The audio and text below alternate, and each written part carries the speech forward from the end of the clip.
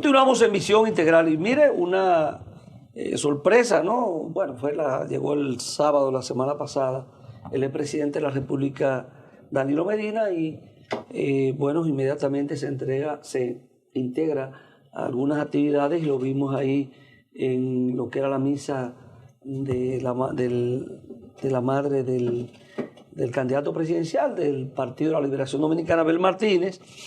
Y qué bueno que dio unas declaraciones sobre su salud que indican que hay una mejoría.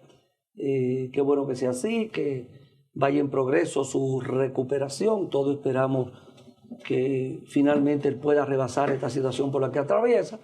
Son problemas de salud que no es del día a la mañana, de la noche a la mañana que se puede recuperar, pero si hay un proceso de recuperación, yo creo que es sumamente importante. Ojalá que él trate de no abusar de la condición. Abusar y llevarse las recomendaciones de los médicos y estar sometido a las tensiones de una campaña, de reuniones y todo lo que implica estar metido en esa actividad. Podrá participar en algunas reuniones, que es lo que yo creo que debe hacer, pero tratar de limitar un poco sus actividades para evitar que pienso que la familia debe estar en contra de que él se esté integrando a esas actividades, pero creo que él debe preservar su salud por encima de todo. Pero fíjense que la gente, en vez de hablar de eso, lo que más se ha hablado es que Danilo Medina, por primera vez, pues nunca, yo lo conocí hace 40 años, pues nunca se había quitado los bigotes, y se lo quitó. Yo nunca lo había visto. Entonces, lo que la gente ha hablado... Pero eso es farándula. Bueno, yo creo que se fue, en vez de hablar de lo otro, se fue a farándula. Son cosas de farándula, eso. Lo que hay que hablar es que, bueno, una actividad... Porque da un cambio, de verdad. O sea, un cambio. No parece. Sí, da un cambio. Porque uno nunca había visto... nunca uno había visto a Danilo Medina. Cuando yo tomé esa decisión, una decisión de hoy. ¿Fue difícil? Eso es difícil. Bueno, pero lo mejor, desearle lo mejor al expresidente Danilo Medina y actual presidente del Partido de la Liberación Dominicana. Sobre todo que pueda llevar su proceso de recuperación y que... Y qué bueno que todo marche bien. Que todo marche bien. Que siga en ese norte.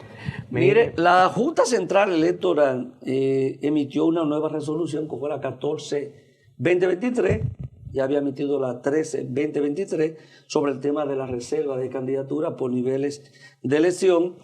Hubo una inconformidad de parte de la mayoría de los partidos políticos, aunque algunos después echaron para atrás, pero hubo un recurso de reconsideración y la Junta Central Electoral parece que con la decisión que tomó en esta última resolución deja complacido prácticamente a los partidos políticos, que mantiene la reserva por niveles de elección, que está en el artículo 58 de la ley 3318, y entonces coge el artículo 136 de la ley de partidos políticos, la 2023, y entonces parece que con una interpretación mucho más amplia de ese artículo de la ley, parece que no hay problema.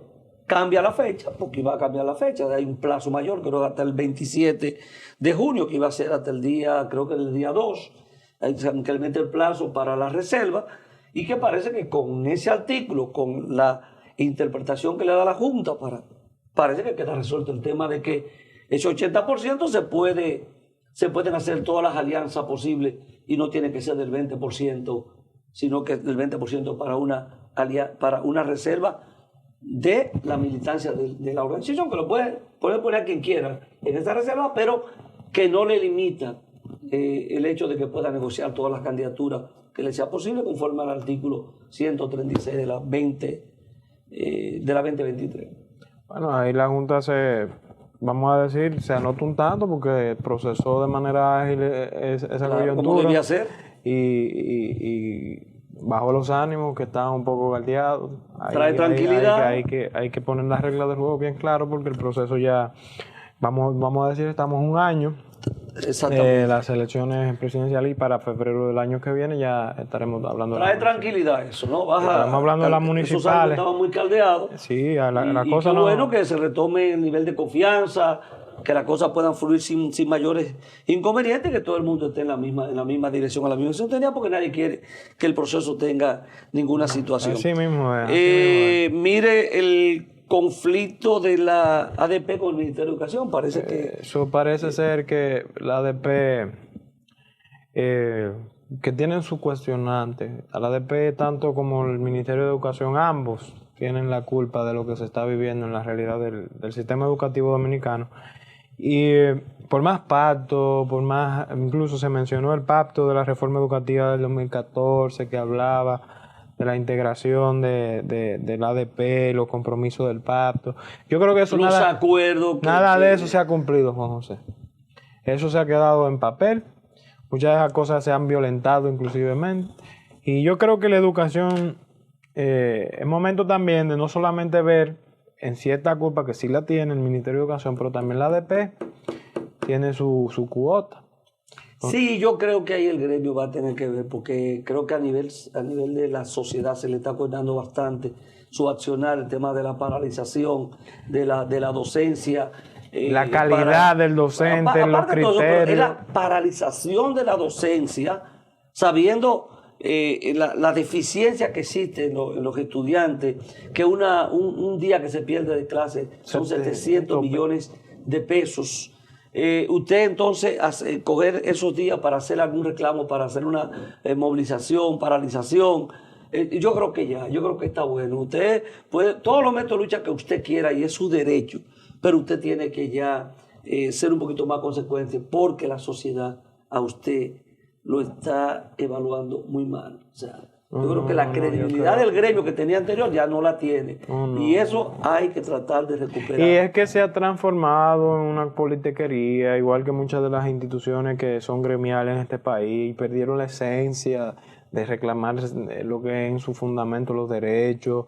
La gente ahí va a buscar una posición, la gente ahí va a ocupar un curul. Y eso no puede ser, señores. La institucionalidad, las instituciones están para mejorar condiciones y sobre todo... Ojalá que haya un acuerdo que impida que se interrumpa la docencia y que el gremio entre... Esas cosas no pueden pasar. Esas cosas no pueden pasar. Que el gremio entre en razón y trate de no paralizar más la docencia para hacer actividades. Tienen que sentarse. Pero el gremio paralizar la docencia sobre todo. Mire, brevemente renunció el jefe de campaña de Abel Martínez, Francisco Javier García. A uno le tomó por sorpresa una carta donde presenta su formal renuncia porque parece que no se siente cómodo con la dirección de la campaña. Él entiende que hay dos equipos de campaña, que hay una dirección de la campaña paralela, que no se está llevando a cabo la campaña como debe llevarse. Eso es complicado cuando hay equipos paralelos. No tiene, parece, todo el poder para dirigir la campaña que debe tener. Y entonces ha decidido tomar distancia, aunque seguir apoyando al candidato, pero tomar distancia. Pero eso es un revés. Ya en medio del proceso, como va avanzando a menos de 10 meses de las elecciones municipales y 11 de las presidenciales. Eso manda un muy mal mensaje. Es un mal mensaje. Yo creo que esos son de los golpes que sigue afectando la candidatura de Abel Martínez, que se ha venido afectando desde que salió, y eso explica el descenso de esa candidatura en este momento. Se ha hablado que el expresidente Danilo Medina asuma el rol de coordinador de campaña, pero yo creo que no lo bastante difícil. Y tampoco no le beneficia a ver que Danilo entre. Es que no tampoco, aunque le pueda beneficiar, Danilo no tiene condiciones de asumir ese ajetreo. Por el liderazgo que tiene puede hacerlo, pero lamentablemente ese es otro golpe. Vamos a ver si es que hay un equipo de campaña paralelo, bueno, pero que se dé a conocer ese equipo de campaña, pero Francisco habiendo quiso seguir arriesgándose en dirigir la campaña con esos niveles de contradicción, porque la cosa no está unificada en torno a cómo debe dirigirse la campaña. Vamos a hacer nuestra pausa y entonces venimos, le dejamos inmediatamente con nuestro experto en temas internacionales, Daniel García, que está con nosotros cada 15 días. Buenos días. Dentro de nuestro programa, hoy tenemos varias picaderitas, porque la situación coyuntural está tan complicada, tan diversa, que amerita que se le dé tratos especiales a temas muy específicos. Por ejemplo, el tema mediático. Todos sabemos que hubo una gran cumbre o Occidente le llama la gran cumbre del G7. El G7, conformado por los mismos países que constituyen la OTAN, que constituyen la Unión Europea, o sea, Canadá, Estados Unidos, Inglaterra, Francia, Alemania, que son los mismos países de la OTAN.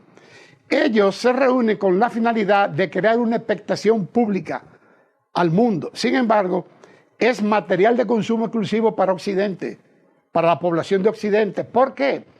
Porque tienden a reaccionar en la medida en que ellos sienten que se les escapa la atención del público occidental. Por ejemplo, Rusia elimina los famosos patrios que instalan en Ucrania. Rusia elimina los famosos proyectiles sombra que Inglaterra deposita en Ucrania con uranio pobremente enriquecido. Cuando Rusia hace eso y además termina la conquista de Bakhmut, eso crea una expectación de que la OTAN está siendo derrotada, de que Estados Unidos está siendo derrotado. Entonces ellos necesitan crear este frente mediático, este show mediático, y lo realizan precisamente donde por primera vez la humanidad recibe el golpe de una bomba nuclear en Hiroshima. Cuando se da este proceso, se da a entender que Estados Unidos le está mandando un metamensaje a Rusia, de que está dispuesto a utilizar armas nucleares contra Rusia. Rusia le está esperando. Es la humanidad realmente la que debe sentirse verdaderamente enardecida y reclamar a Occidente ese tipo de conducta.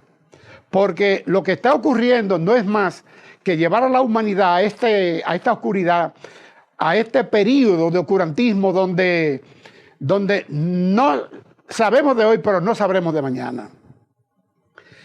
Dentro de ese proceso mediático están todas las mentiras, por ejemplo, las que se construyen con el problema de la crisis energética.